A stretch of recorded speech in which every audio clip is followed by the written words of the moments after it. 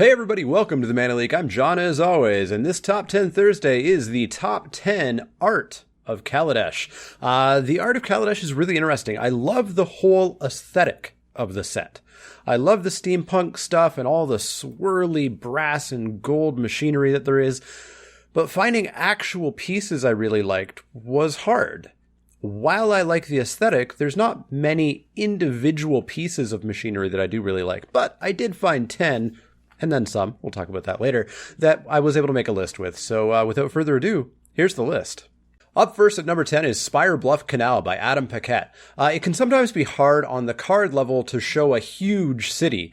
Ravnica is probably the biggest city that we've ever seen in Magic, but I know very little about what Ravnica looks like on a whole, from like a large vista perspective. Ravnica, maybe by design, felt really claustrophobic. A lot of narrow alleyways and tons of buildings and stuff like that. But Spire Bluff Canal really shows you Ghirapur from a huge sort of vantage point, just really going off into the horizon, into the distance. It looks really cool with like the skyship docking at the tower and various levels of the city. Just a really cool shot of the city. So number 10, Spire Bluff Canal by Adam Paquette. Number 9 is Lost Legacy by Greg Opolinski. What's great about this is how accurately it depicts a derelict, falling apart mosaic. I've seen mosaics just like this from Pompeii at a museum here in Ontario on a traveling Pompeii exhibit. And it was really cool to see this thing that survived a volcanic explosion, but chunks of the mosaic had fallen out and were missing, and little pieces here and there were missing. And it looks exactly like this Lost Legacy mosaic of Kieran Nallar. Really cool piece. I really like how much detail was put into it to really depict a sort of derelict mosaic. So number 9, Lost Legacy. Up next at number 8 is Wildest Dreams by Daniel Lugerin.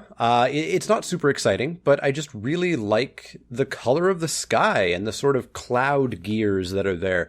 Along with the flavor text, it suggests that something's a little bit weird with Kaladesh. I don't know what. There's some sort of perhaps outside force interacting with it. I don't know. Who knows? We'll find out someday, maybe.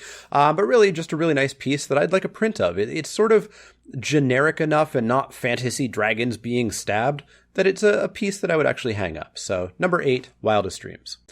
Ancestor Recall is up at number 7, also known as Cathartic Reunion, by Howard Leon, but I will always call it Ancestor Recall. What's the first thing you think of when you think of Chandra?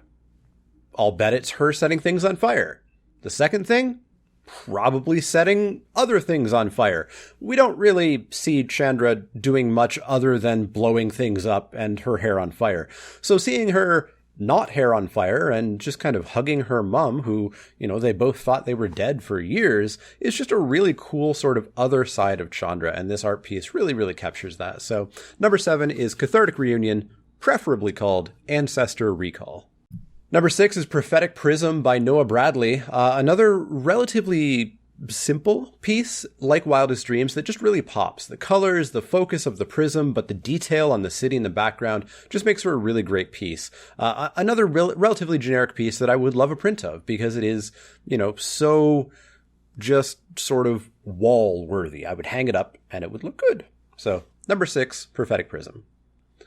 Number 5 is Diabolic Tutor by Mark Winters. I know some people find the faces weird, but I'm not one of them. I love the recall of the original Diabolic Tutor art, with Liliana playing the skeleton and Chandra playing the creepy guy. That's probably why her face looks a little bit weird, because it is a direct throwback to the previous art. It also really plays up Liliana's whole plan of befriending the Gatewatch to use them at a later date for her own means that who knows what that'll be? Probably killing demons to get out of her dark pact. Anyways, number 5, Diabolic Tutor. Number 4 is Live Fast by Ryan Yee. Like Spire Bluff Canal, this gives a really great view of a Kaladeshian city. It almost kind of reminds me of The Fifth Element in a way, with all the flying cars and different levels of the city. The colors, even more so than Spire Bluff Canal, really pop here. The Aetherborn looking down with the rose over the city is great. And also, spoiler alert, there's literally no way that this card doesn't make my top 10 flavor text of Kaladesh list later on. So number 4, Live Fast by Ryan Yee. Number 3 is Filigree Familiar by Izzy. It's an adorable mechanical fox.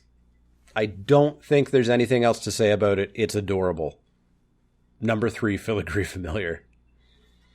Well, we can't have Live Fast without having Die Young, also by Ryan Yee, coming in at number 2. If you're not aware of the lore, the Aetherborn are basically byproducts of the refining of ether on Kaladesh. So they refine the ether and it causes these sentient things made out of ether to be born, basically. However, they have extremely short lives. They really rapidly decay. But they spend all that time just enjoying life, enjoying the sights and having parties and having fun and just experiencing everything. And then just before they die, they have a big party. And they invite all their friends, and it's mandatory attendance. And then they die.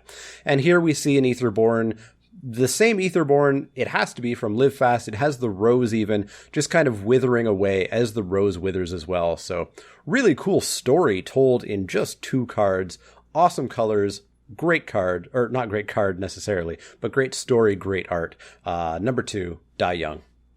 So what's number 1? Well, it's 15 different cards. It's the basic lands of the set. The basic lands in this set are absolutely insanely gorgeous. Some of the islands look incredible. The forests, the plains, the mountains, even the swamps look incredible. I want prints of them all. I really hope that someday we get full art Kaladesh lands. I don't know if they would have, if the artists would have made them in the vertical perspective that we need to have a full art land of it, but boy, do I want full arts of these lands to exist. The Kaladesh basic lands are absolutely incredible. Normally I throw basic lands away or donate them to my store. I'm going to be keeping all of my Kaladesh basic lands for sure. They are up there with Lorwyn for some of my favorite non-full art basic lands. So, number 1, all 15 basic lands of Kaladesh. So that's going to wrap it up for the top 10 art pieces from Kaladesh that I most enjoyed. I want to hear what you thought. What is your number 1 favorite? What cards did I miss on this list? Let me know in the comments down below. As always, if you have any questions, comments, or suggestions, you can find me on Twitter at TheManaLeak. That's L-E-E-K, like the vegetable, not the card. You can also find me at Facebook.com/TheManaLeak, Twitch.tv/TheManaLeak, and Patreon.com/TheManaLeak if you do want to become a backer there. As always, this month I am going to be promoting my 24-hour live stream, November 5th, just over 3 weeks from now.